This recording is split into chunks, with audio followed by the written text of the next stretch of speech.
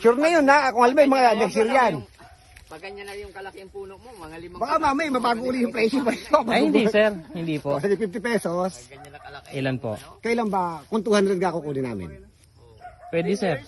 Within Ayun, 10 years. kuha kami ng Oh, next year sir. Next next year yun. Opo. Ayun, para, sige. Malalaki Pero na yun. tentative sir next year ah. Malalaki na yun sir. Ibibigay namin sa inyo mga plantable na po. Ayun, basta, ato ko to, sure yan, nakabili Oo, yan. naka-VG yan. Kuha kami ng 200 pieces na mahogany, confirmed, 50 pesos, baka mamaya lumaki. Plantable height sir. Wala Oh. kami pera pambayad. Plantable height sir. Plantable Oh, height. plantable height. Yun, okay. So, para maliwanag yan, naka-record yan. Yes po. So, confirm yun na, confirm yun na. Opo. Kuha kami ng 200, gusto namin gayahin.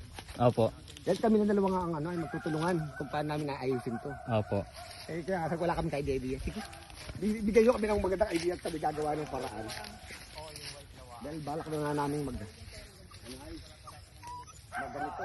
Opo. Yung masaya, mag-retire.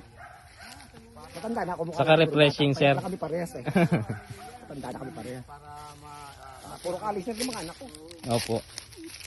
Ito ang purpose ng palapa para hindi siya magkaroon ng madamo. Kumakal yung damo sa 200 pesos at plantable height na yan. Ay, ganda lang. After ilang yun, tentative yun. Tentative yung schedule sir. Okay, sige. Kasi kung sir, ibibigay po namin sa inyo pag okay na yung Oo, sige. Hindi naman namin ibibigay sa inyo sir pag hindi okay. Okay, meron tayo tentative order, confirm order, pero tentative ang deliver kasi nga para gusto nila yun.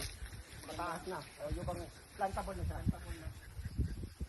Ito naman, mga kasabay ng white lawaan. Itong mga liliit na ito. Dalawang hindi na ito ay tatlo. Mabalik tayo.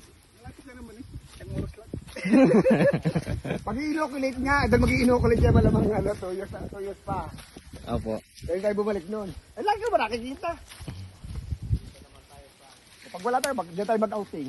May mga dagat naman pala dyan eh. Dito naman tayo sa second batch ng tanim. Ay, yung, mga ilang buwan na po noon, taon.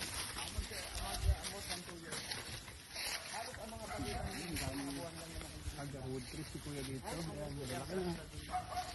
Talagang madaling pumakuha ng kasi.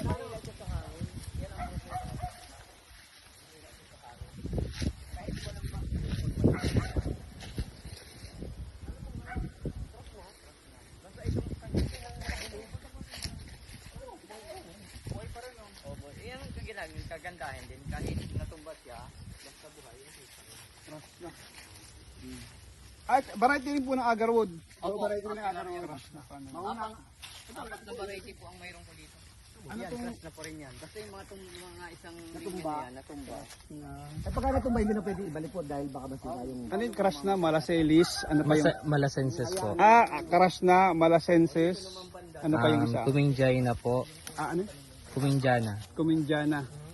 At saka Sinenses. selenses. Yun Sinenses yung po. apat na variety ng agarwood.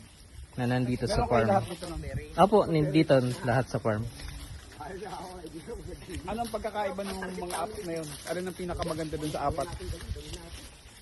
Para po sa akin sir, yung malasenses po kasi opo, mabilis siya lumaki. Mas mabilis lumaki.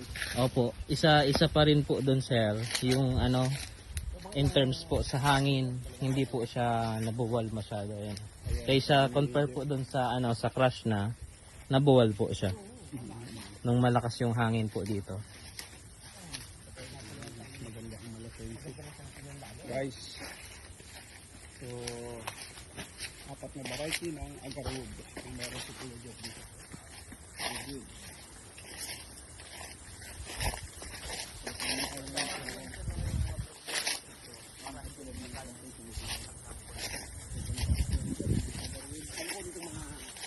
Ito yung first batch na tayo nyo. Second po, ayun po yung first batch, yung malaki doon. Opo. Ito, iba-iba naman puno to sir. Mga fruit bearing trees. Bearing naman dito. Ayan, linya-linya din yun sir. Yan ang palibot ko, puro agarwood. Puro agarwood ang palibot. Gitna, puro abang hapag berry. Ang variety ng pinya to? Marco, ano? Anong pinya daw pa? Variety pinya mo? Ano yan, yung Hawaii? Malalaki ang bunga niyan. Kasi sila kumukuha ng mga ganong pungan na. Yung mga ganyang... Pwede pala na Buto. yun. Ah, pwede, pwede. Habang maliliit pa po kasi ang ano, kasi ang gusto ng tingin direct sunlight. Kaya habang maliliit pa yung puno ko, sayang naman yung Ang laki na.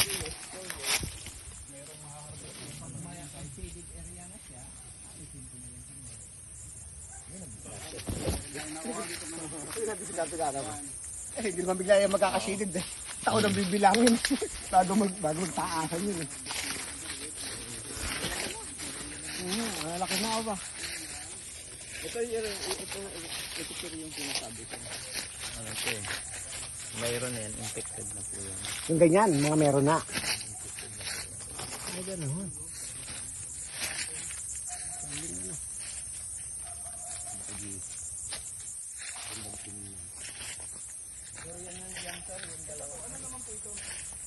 Ano naman yan, yung native tree, hindi ko na